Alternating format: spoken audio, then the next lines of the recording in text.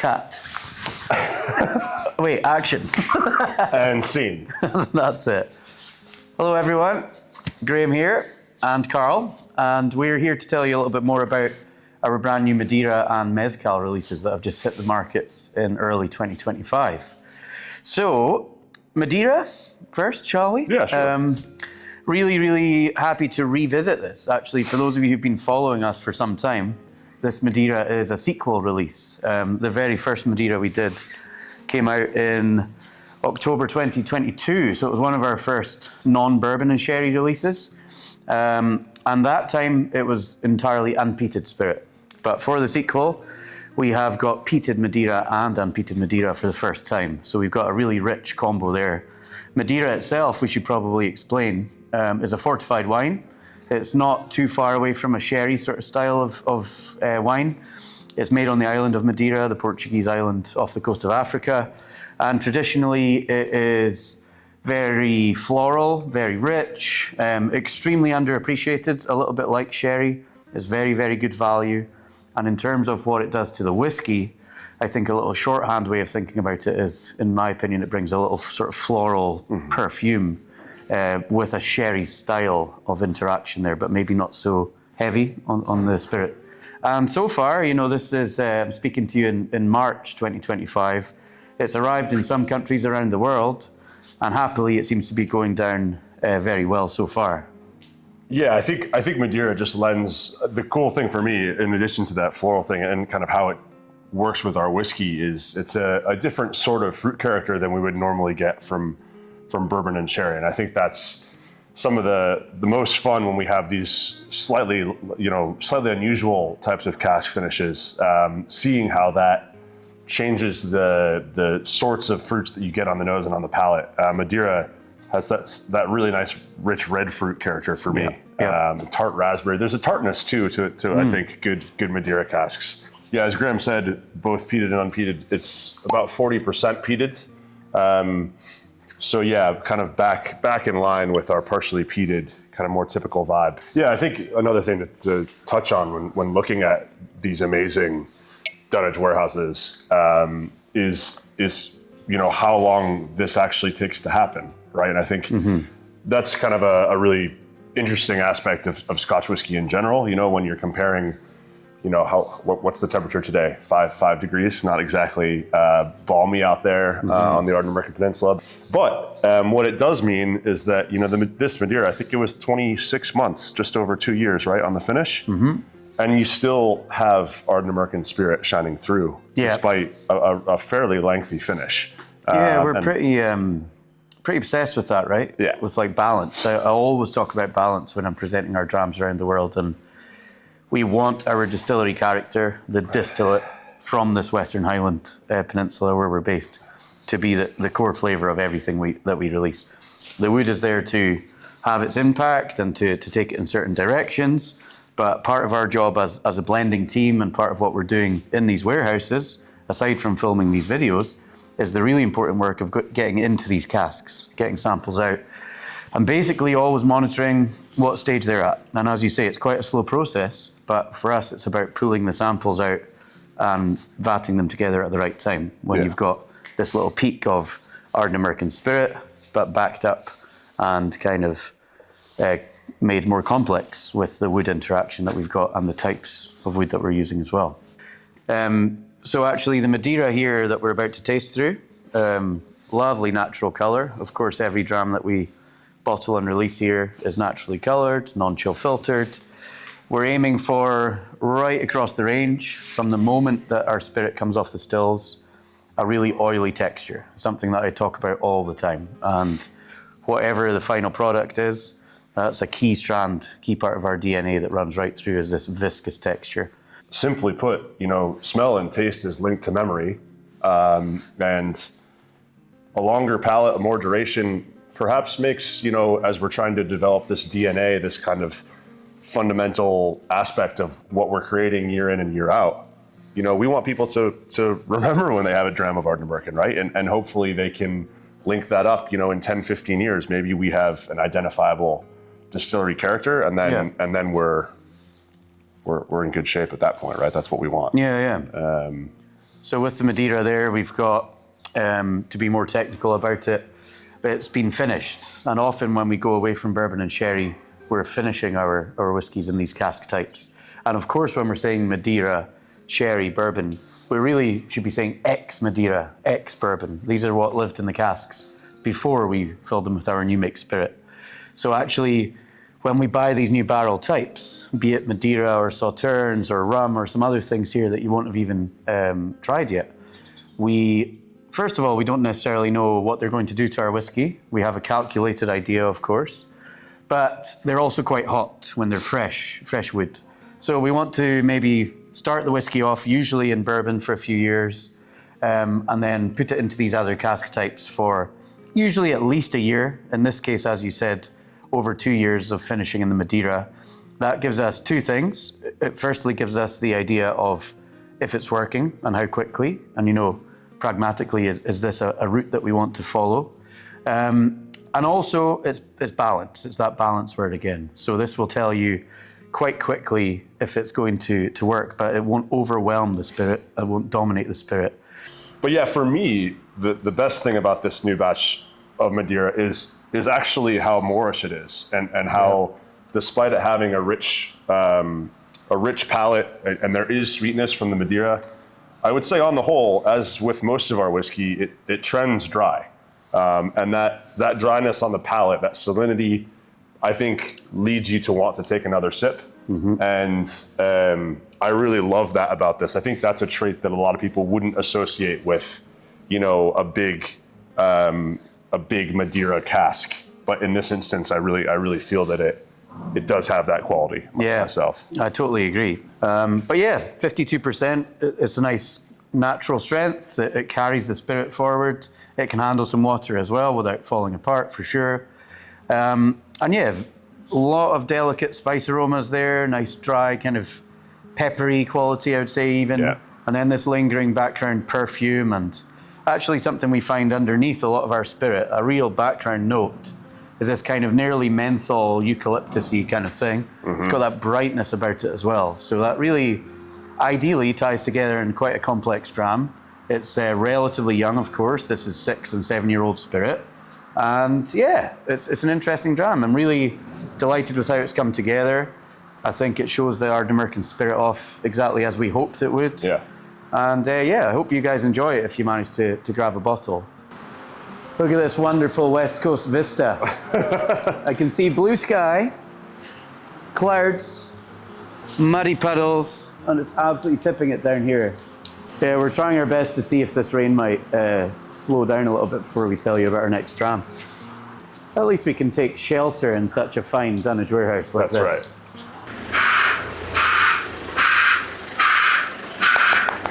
Beautifully done. Totally done.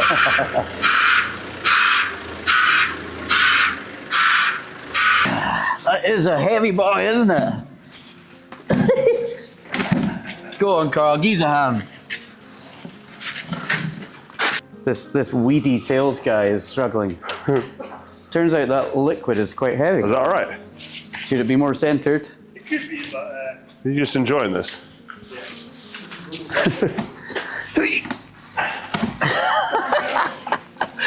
Can he do it? How did you manage this, Callum Rafferty? I'll stand and look useful, right? It's going to be good. Is that all right? It's going to be good. Oh, time for a dram. Right, so whiskey 2. Quite excited about this one. Oh, yes. Mezcal Cask Release from Ardnamurchan. So, brand new thing for us. I don't think there are all that many distilleries of whiskey in the world that have done a mezcal. I mean, a few.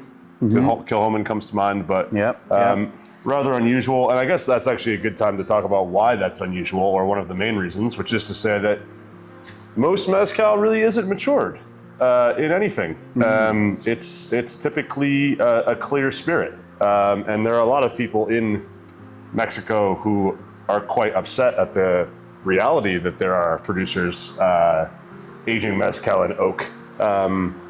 However, it is quite beneficial for us because it means we were able to get our hands on some mezcal casks. Mezcal is a pretty amazing spirit. I think Graham and I both, as kind of just lovers of tasty things, both liquid and food, are huge fans of mezcal. Mezcal is from Mexico by definition. It is actually less specific than tequila. It comes from, I believe, 9. You can produce mezcal in 9 different states in Mexico, and it comes from the agave plant. Similarly to that sort of more specificity with tequila, tequila has one specific type of agave, whereas there are more than 30 that you can use in mezcal.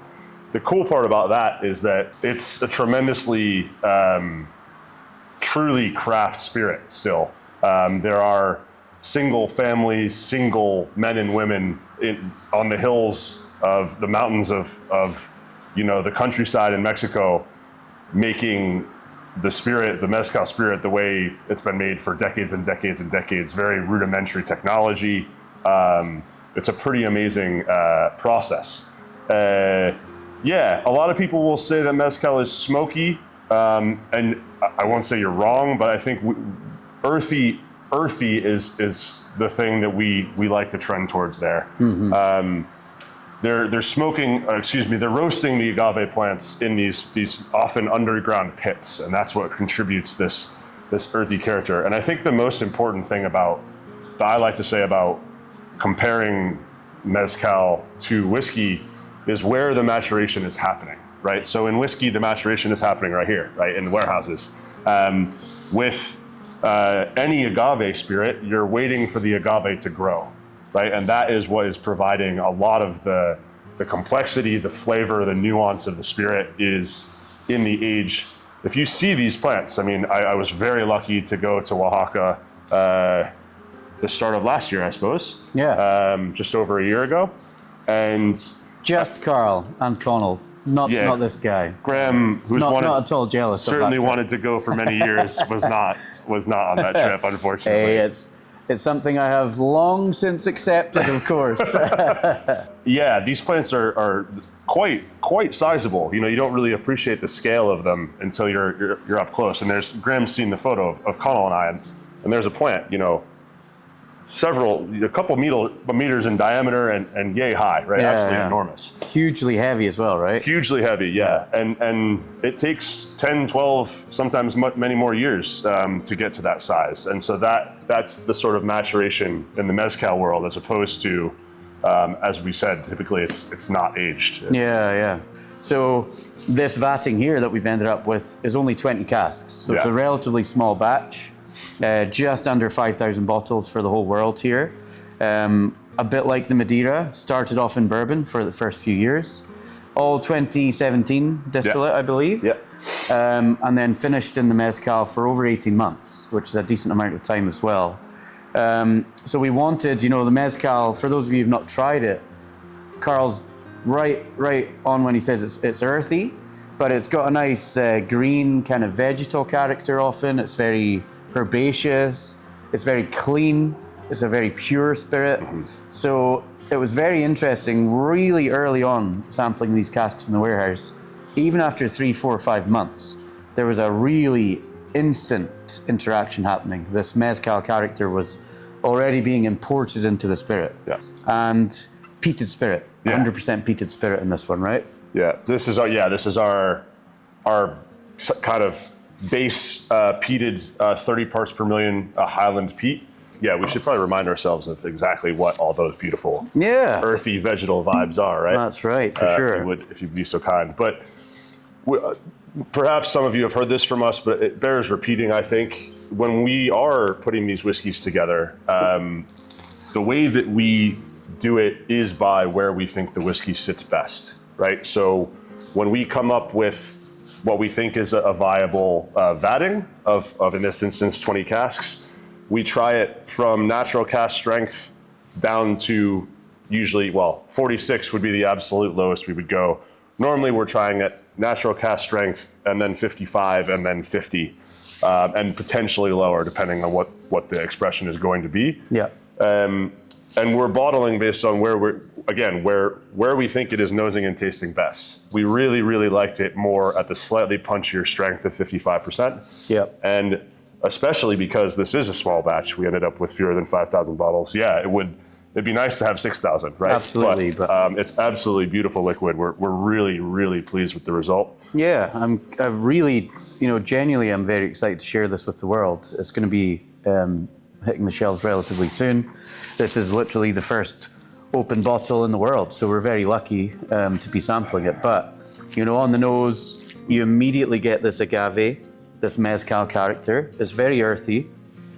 I think a trend with, even having said this is a 100% peated spirit, even all of our whiskies that contain peated Ardnamurchan, they don't necessarily smell too smoky. They're not overwhelmed with the peat there.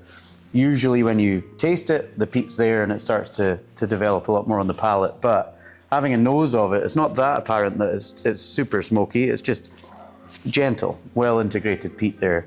And you get that. I really think this boosts this Western style of flavour that we've got in our spirit, like this really flinty, coastal, almost chalky kind of element that we've got here. That's pairing beautifully with the cask type, and it's boosting it. It's giving a little injection into that.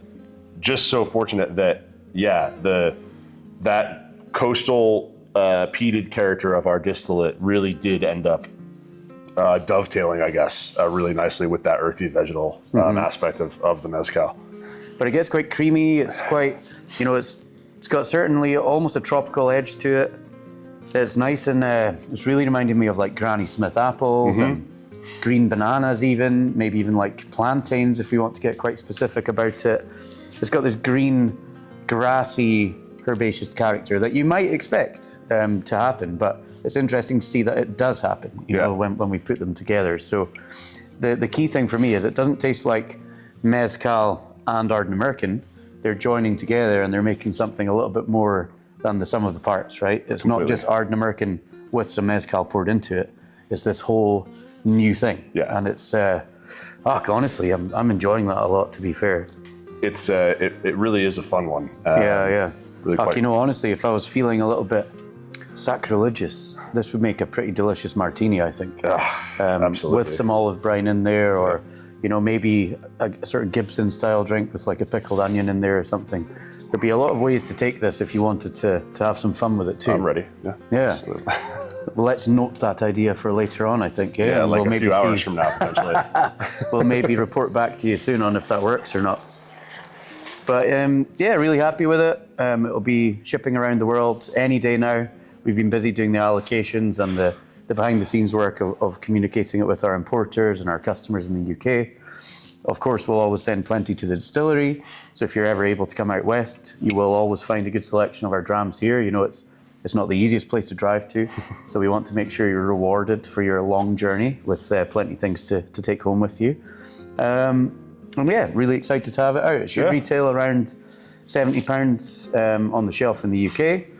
But really looking forward to hearing some feedback on the mezcal. This has been, Callum and DJ brought it out from the bottling warehouse just within the last few days. And it's nice to be here so soon after a new arrival and see the buzz amongst the production team and the warehouse team. Yeah. And you can see that word of mouth. And actually Callum, who's standing behind the camera over there, here he is.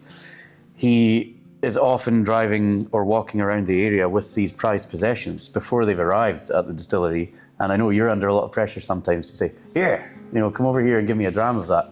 And you're trying to retain them for nice photographs and things. So it's nice to see the buzz amongst the team, and it's coming full circle. They produced the liquid, they stowed it into these casks in these dunnage warehouses. We got luckily we were able to mix these together and choose the recipes. And then it's a nice full circle moment when we bring it back to the distillery and we get to try it kind of in situ here on the peninsula too. So pretty chuffed with how it's turned out, I must say. Yeah. Hopefully you guys like it as well. Thanks so much. Wonderful excuse to try more of that dram, honestly. That's really good. I liked it. Yeah. Like it. Really, really like it. Oh, it's totally getting... Sweet. Look at this too. And some These are all